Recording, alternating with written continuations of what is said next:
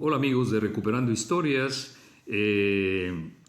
este video vamos a tratar en breves minutos, en no más de 15 minutos, abordar un tema que seguramente han oído escuchar ustedes y que se refiere a limpieza de sangre o estatutos de limpieza de sangre aplicados sobre la población en la Nueva España, que es uno de de las regiones a las que dedicamos estos videos en Recuperando Historias, y que determinó en gran medida el rumbo que fue tomando la historia en la Nueva España y las luchas y las elecciones para ocupar cargos virreinales, para tener derecho a las encomiendas, para aspirar a cierto tipo de ocupaciones y para, en general, poder evolucionar y crecer ya en el nuevo mundo. Crecer sobre todo en el terreno económico, político y de derecho a una serie de prerrogativas que se basaban en este tipo de concepto llamado limpieza de sangre, que tenía que ver con el pasado cristiano y en especial católico del poblador que llegaba a colonizar, a conquistar o a pacificar la Nueva España. Así es que vamos a tratar de ilustrar este tema tan complejo, y digo tan complejo porque a la vista de las nuevas generaciones del siglo XXI, puede resultar tedioso y cansado dedicarle algunos minutos a un tema tan lejano y además de controvertido, tan difícil de procesar para las nuevas mentalidades del siglo XXI. Sin embargo, muchas generaciones y por siglos lo padecieron, entre comillas, lo padecieron, porque era tan importante esa certificación de limpieza de sangre como puede ser ahorita la certificación del ejercicio de cualquier profesión. Era una certificación tan válida como la que puede dar Harvard ahorita o algunas de las universidades de más prestigio a nivel mundial y que acreditan a un especialista para ejercer su profesión. De ese tamaño y de ese nivel era la importancia de obtener un certificado de limpieza de sangre en aquellos tiempos. Y tratemos así de manera breve, ponernos en los zapatos de estas personajes que vivieron entre el siglo XVI y el siglo XIX en la Nueva España, lo que ahora es México. Bien, pues para ilustrar este tema de la limpieza de sangre, vamos a escoger a dos personajes que nos van a ayudar a entender cómo se llegó a este tipo de requisito tan severo, y cómo fue aplicado con gran celo en la Nueva España, todavía en el siglo XVII y el siglo XVIII fue de gran aplicación. Tenía sus momentos de menos severidad, pero en general fueron 3 siglos prácticamente, aproximadamente 3 siglos, de que este tipo de filtros fueron utilizados con un margen de operación enorme, algunas veces de manera más severa, otras menos, pero en general lo utilizaron mucho para hacer también no solo limpieza religiosa, que desde luego fue la intención original, sino que lo aplicaban los inquisidores y los virreyes y los altos funcionarios y los conquistadores y los religiosos y todos los que tenían intereses por tener derecho a ocupar cargos importantes en el terreno, en cualquiera de estos terrenos en la Nueva España. Bien, vamos a referirnos a un personaje que se llamó Salomón Jaleví de la Caballería. Fue un rabino que vivió entre 1352 y 1435 y por los apellidos que acabo de mencionar, que son Caballería, precedido por el Jaleví, que era el apellido más antiguo del cual provenía esta familia. Pues este personaje, más o menos allá por 1395, es decir, alrededor de sus 40 años o poquito más, se convirtió al catolicismo. Y por el grado de liderazgo que tenía en la comunidad judía, en la península ibérica y concretamente en la región de Burgos y esta parte castellana, esta conversión fue de un gran impacto entre el cristianismo y el judaísmo de su tiempo. Recordemos que en 1391 se desarrollaron los pogromos más agresivos de que se tenga noticia en la península ibérica contra las juderías. Así es de que más o menos para esta época de los pogromos, esta familia Jaleví, entre ellos el rabino Salomón, empezó a hacer una serie de gestiones para atenuar este tipo de agresividad y de acciones que acabaron con la vida de una buena parte de las comunidades judías en toda la península. Este año consideran los analistas que empezó la labor o el proceso de conversión para definirse ya de manera definitiva en 1395. Bueno, pues del rabino Salomón Jaleví de la Caballería, que ya como converso y religioso, o sea, como teólogo y obispo, llevó el nombre de Pablo de Santa María. Bien, pues de este hombre converso que abrazó el catolicismo, 6 generaciones después de él nace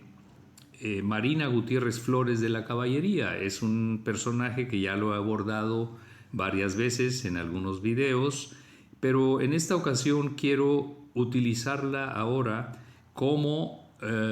un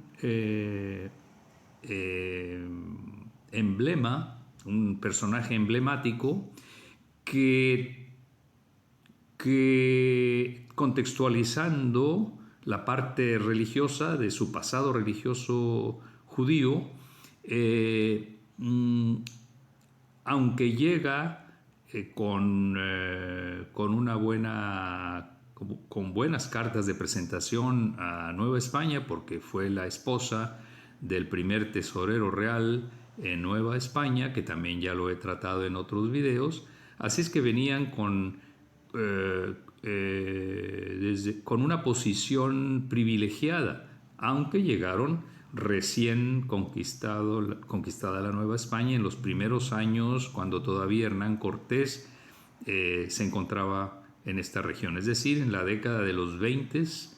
del siglo XVI, antes de 1530. Aunque era una posición privilegiada, sin embargo, 6 generaciones para los estatutos de limpieza de sangre no eran del todo suficientes, aunque los estatutos podían mencionar 3 o 4 generaciones mínimas para considerar que ya eran susceptibles de expedirles un certificado de limpieza de sangre que les daba derecho a una serie de prerrogativos y de accesos a distintos tipos de trabajos y de cargos de la élite gobernante en Nueva España. El hecho de haber tenido algunos personajes que los antecedieron en la familia, procesados por la Inquisición, eso ya les daba, tenían que volver a empezar el conteo. El rabino Salomón Haleví de la caballería, que fue un ejemplo en la teología y en cargos católicos de alto nivel, pues eran 6 generaciones, pero 2 generaciones atrás de Marina, alguno de sus ancestros fue sujeto a procesos inquisitoriales, él y toda su familia, y por lo tanto, de 6 generaciones que tiene Marina después del rabino Salomón Haleví, 2 generaciones atrás, otro descendiente del mismo rabino Salomón Haleví, retornó con mucha intensidad al judaísmo y me refiero a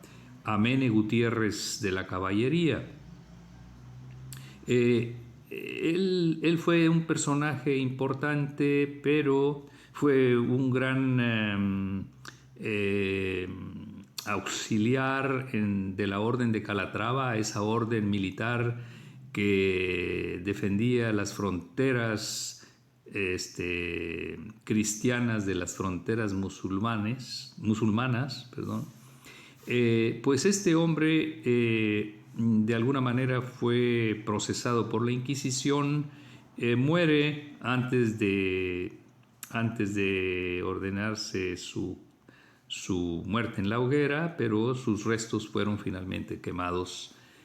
allá por 1484, escasos 5 años antes del nacimiento de Marina de la Caballería, su nieta. Así es de que vamos aterrizando con las ideas y diremos que por todos estos datos que hemos expuesto de manera rápida y muy general, era lógico que doña Marina de la Caballería, esposa de Alonso de Estrada, tesorero real mandado por Carlos V, es muy probable que su presencia aquí en Nueva España, y por el grado de importancia que tenía su desempeño como mujer del tesorero real, que sí tuvo un desempeño muy dinámico y de relativa preponderancia, porque queda viuda y luego ejerce su viudez con una cantidad de acciones, ella y sus hijas, que dejaron mucha historia durante el siglo XVI y XVII en varios puntos de la Nueva España, sobre todo las regiones mineras. Pues Contextualizando, creo que no estamos muy lejos de lo que ella tuvo que haber cuidado para no ser